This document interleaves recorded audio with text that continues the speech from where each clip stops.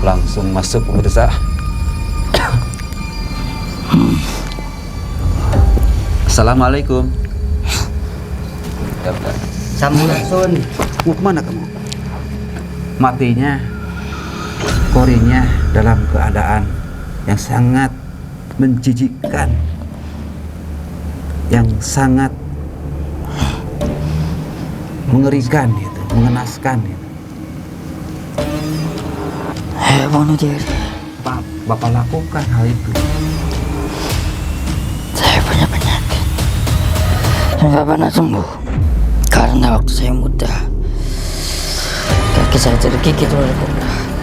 Ya kan, memberikan banyak caranya, Pak. Ada bunuh diri, ada minum racun, begitu. Saya menusuk tubuh saya dengan pisau. Karena penyakit. Saya juga tidak boleh ketemu orang tua saya bunuh.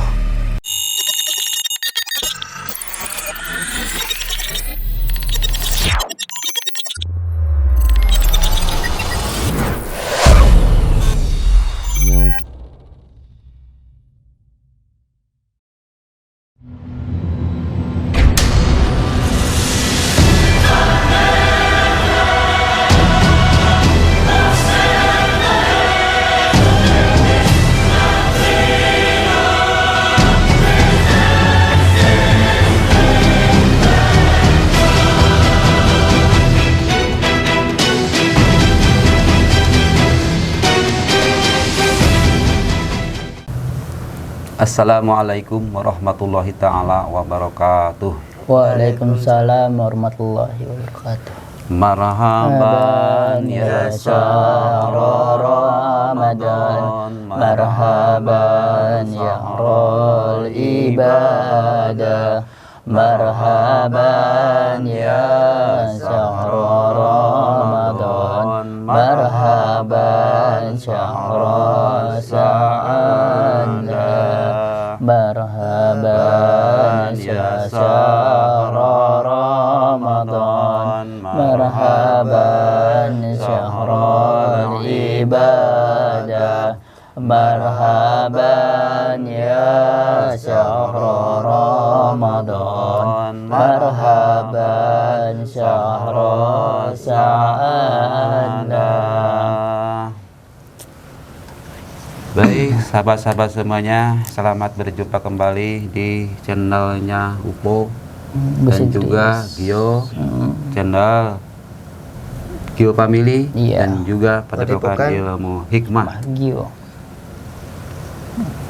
Dan semoga pada kesempatan kali ini sahabat-sahabat semuanya tetap diberikan kesehatan zahir dan batin, dan juga diberikan kekuatan ya di dalam melaksanakan ibadah puasa di bulan suci Ramadan ini. Dan pada kesempatan yang berbahagia ini, saya dan santri daripada Gio ada Mas Rahmat ya. Iya, Ustaz. Dan ada juga ini dari kesayangannya ya, sayangannya dari murid Batompel. Tompel ya, Mas Malik ya. Malik. Ya sahabat semuanya, kali ini saya akan menghadirkan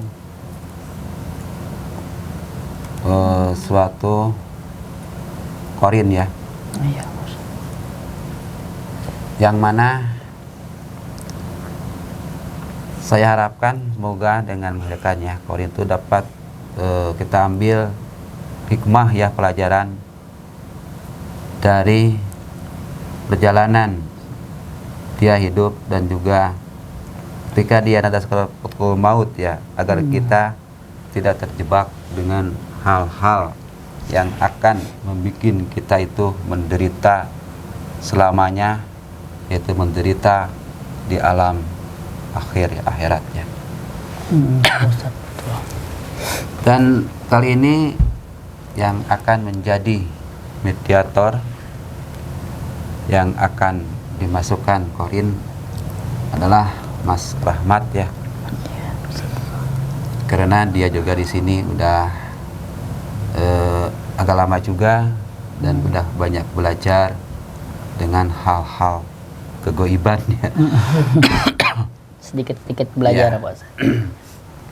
Bisa dimulai Mas Rahmat. Insya Allah bisa. Saya akan mengundang dulu ya, mungkin dari Korin sekitar wilayah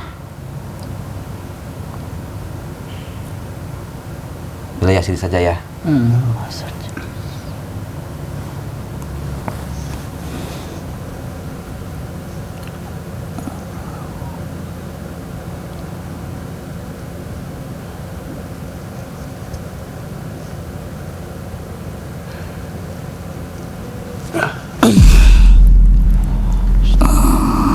Langsung masuk pemirsa. Assalamualaikum. Alah, mau jawab. Coba tanya. Assalamualaikum. Mau tanya nggak? Jawab nggak? Sampurasun. Mau kemana kamu? Assalamualaikum. Waalaikumsalam. Kayak ketakutan ini ya. Iya takut. Namanya siapa? Ada apa kamu nanya nama saya? Pengen tahu. Untuk Pengen apa? kenalan. Untuk apa? Kamu berasal dari wilayah mana? Saya panggil Mbah, Mas atau Teteh. Teteh mah gelis itu. kalau itu mah bahasa bah tompel. Oh, iya. Teteh mah. Ini masih umurnya kira-kira berapa tahun ini? Umur Hah? 48. Oh, 48 ya. Jadi sudah agak tua juga berarti. Iya, udah mau berumur. Saya bilang Bapak aja ya. Sini Pak. Mau kemana Pak? Ada apa? Emang Bapak ini kok merasa ketakutan begitu? Memang selama hidupnya Bapak pernah melakukan apa saja, Pak? Gak perlu tahu kamu. Ya saya pengen tahu saja, Pak. Kan saya pengen mudah-mudahan saja dapat banyak hikmah yang diambil dari Mbah gitu ya, Bapak ya. Bapak ini ketika tadi saya panggil ya, dalam keadaan yang sangat parah, Pak. Iya. Dan sangat bau yang sangat menyengat keadaan Bapak itu. Dan saya kepingin tahu apa sih penyebabnya dan apa sih waktu Bapak yang pernah dilakukan waktu semasa hidup Bapak itu. Pernah melakukan apa? Kok matinya Korinnya dalam keadaan yang sangat menjijikkan, yang sangat mengerikan itu, mengenaskan itu. Bunuh diri. Masya Allah.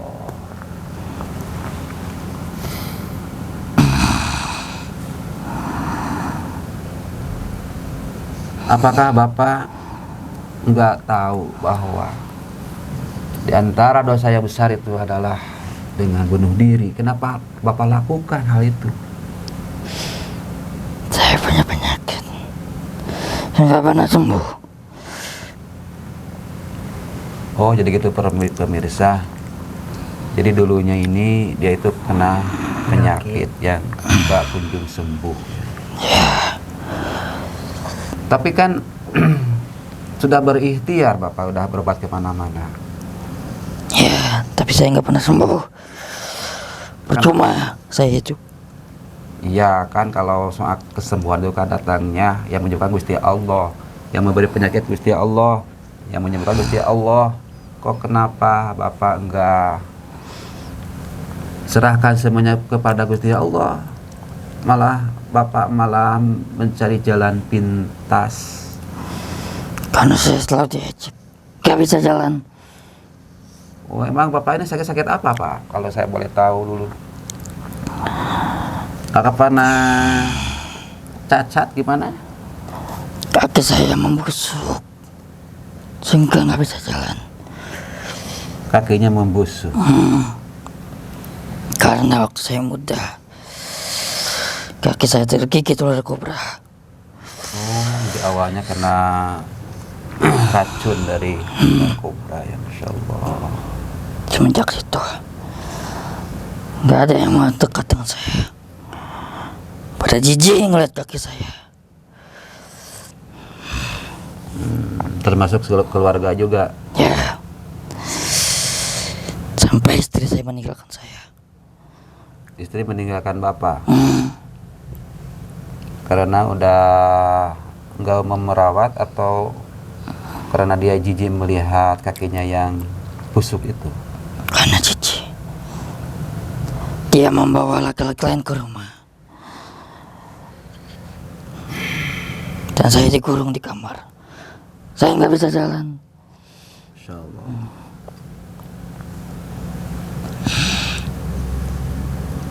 Padahal sudah kemana-mana berobat ya Pak ya? Ya, Ke dokter, ke tabib gitu. ya. Terus Bapak dengan cara apa Bapak untuk mengakhiri hidup Bapak? Saya bunuh diri. Apa? Bunuh diri. Ya kan bunuh diri kan banyak caranya Pak. Ada gantung diri, ada minum racun begitu. Saya menusuk tubuh saya dengan pisau. Masya Allah. Pak, mau nanya nih, sakitnya udah dapat berapa tahun ini ya? Tak perlu tahu. Oh, baru tahu. Ya mungkin lama ini kalau keadaan saling membusuk kakinya lama. Jadi ini meninggalnya Bapak ini sahabat dengan cara dia menusukkan pisau ke tubuhnya. Ya, Karena dia sudah putus asa dengan penyakit yang dirasakannya. betul. Gak hanya penyakit, saya juga tidak diberi keturunan. Oh, nggak punya anak juga ya? Dah, Bapak berasal dari wilayah Jawa saja ya? ya. Tapi saya bukan pribumi Jawa. Oh, pendatang nanti ya. Betul. Tapi kalau istri orang Jawa ya Pak ya? Ya,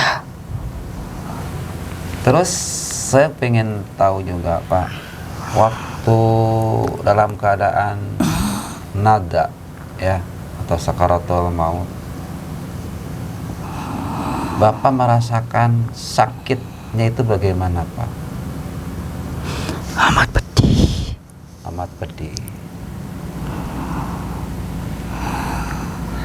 Sangat sakit ya. Iya, Insya Allah. kalian gak akan sanggup.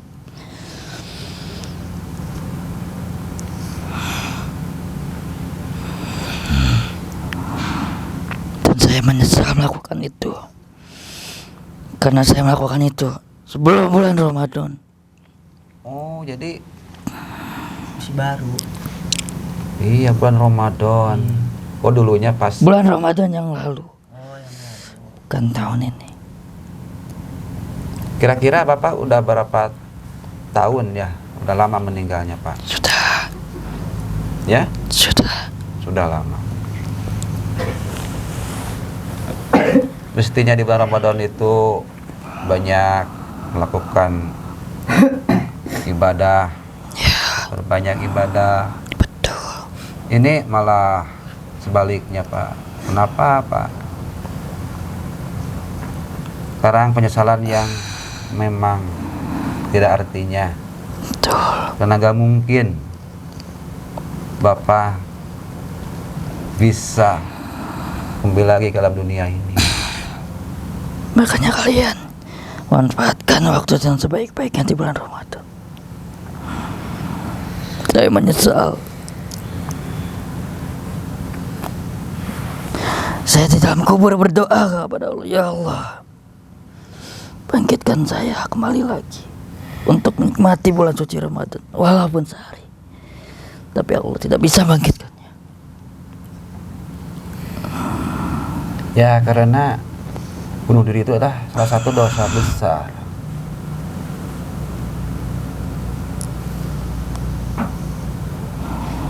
Apakah dulu nggak ada yang menasehati kamu, Pak? Ya saya. Semua orang jijik dengan ketemu saya. Keluarga saya meninggalkan saya. Istri saya selingkuh. Kerabat saya semuanya meninggalkan saya. Karena jijik. Saya prestasi. Gak punya siapa-siapa. Makanya saya bunuh diri.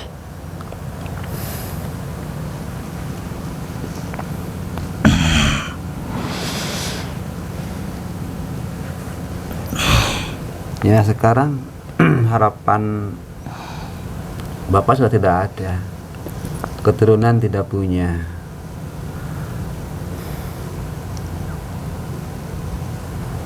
Mungkin kalau seandainya punya keturunan dan anak itu Bapak didik, Bapak masuk ke pesantren, dia suruh ngaji, menuntut ilmu, biar menjadi anak yang soleh, ya akan mendoakan kedua orang tuanya. Tapi saya nggak punya anak. Iya makanya gitu. Sekarang harapan Bapak sudah tidak ada harapan. Ada harapan. Apa yang mau diandalkan? Apalagi nanti perjalanan Bapak masih panjang. Sana akan diminta pertanggungjawaban atas perbuatan Bapak. Tapi ya sudahlah, sekarang sudah terlanjur Pak ya. Tolong saya. Namanya Bapak siapa Pak? Kalau boleh tahu Pak. Untuk apa?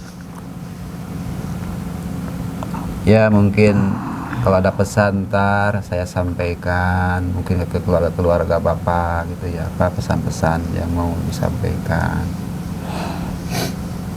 Mungkin ada pesan yang mau disampaikan pada keluarga yang masih ada yang disampaikan. Kalau saya tahu namanya kan nanti kan saya menyampaikan sama orangnya gitu. Nama saya Reza. Reza. Ya.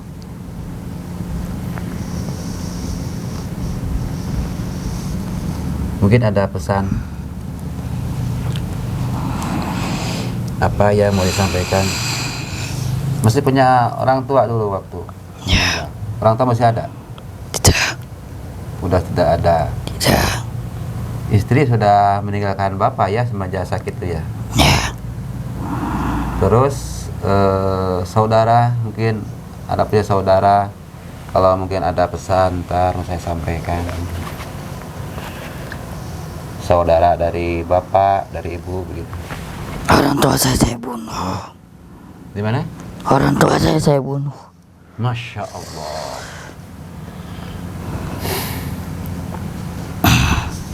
Berarti ini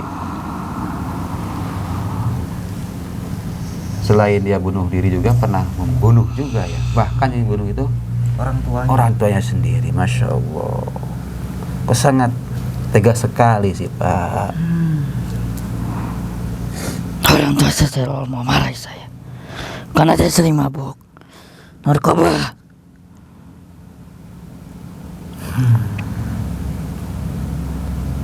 Masya Allah. Sudah di dunia Bapak hidup dalam kesusahan karena penyakit Tolong saya. dan juga orang tua yang patut dihormati, yang patut dimuliakan. Bukan saja Bapak sakit tapi Bapak hilangkan nyawanya. Tolong saya. Setan apa yang merasuki tubuh Bapak waktu itu Pak? Sampai gelap hati, nggak tahu jalan kebenaran. Sekarang saya sudah tidak bisa menolong Bapak Pak, karena udah terlanjur. Ya kalau masih di dunia, masih hidup, masih ada kesempatan. Pintu tobat sudah terbuka, masih terbuka. Sekarang tobat udah tertutup, Pak. Tinggal penyesalan. Penyesalan yang Tolong saya. Kuburan saya penuh yang api. abadi. Apa? Tolong saya. Kuburan saya penuh api. Ya itu di kuburan saja udah neraka ya. Apalagi ntar kalau udah di akhirat sana, itu baru aram barja. Ya. Saya menyesal.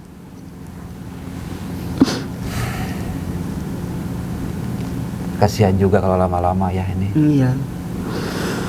Saya menyesal.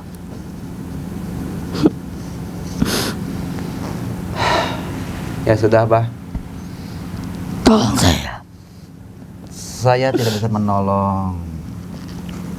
Tapi ya mudah-mudahan saja ya dengan Bapak bisa memenuhi permintaan saya. Dan ini juga untuk membantu, bisa Bapak membantu dakwah saya. Mudah-mudahan ya Allah beri keringanan walaupun sedikit ya. Amin. Ini Pak Reza itu ya namanya. Mari. Ya mari kita kirim Fatihah buat Mas Reza ya. Agar Saya kita sedih. mendapat keringanan walaupun sedikit ya. Baru kali ini ada orang yang mengirimkan Fatihah. Khususan ya Allah kubur Pak Reza Fatihah.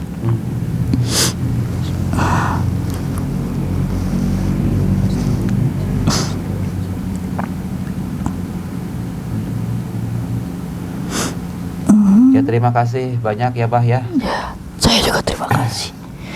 Karena baru ini ada orang yang mengirimkan Fatihah. Baru satu kali.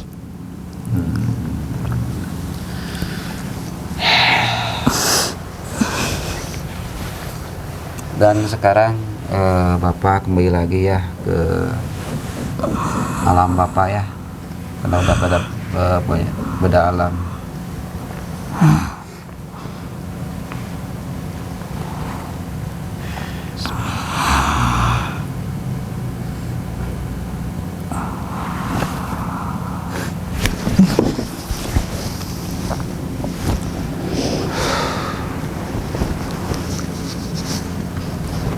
Belum lah. Minum. Puasa Pak Ustaz. Oh, masih ingat puasa ya?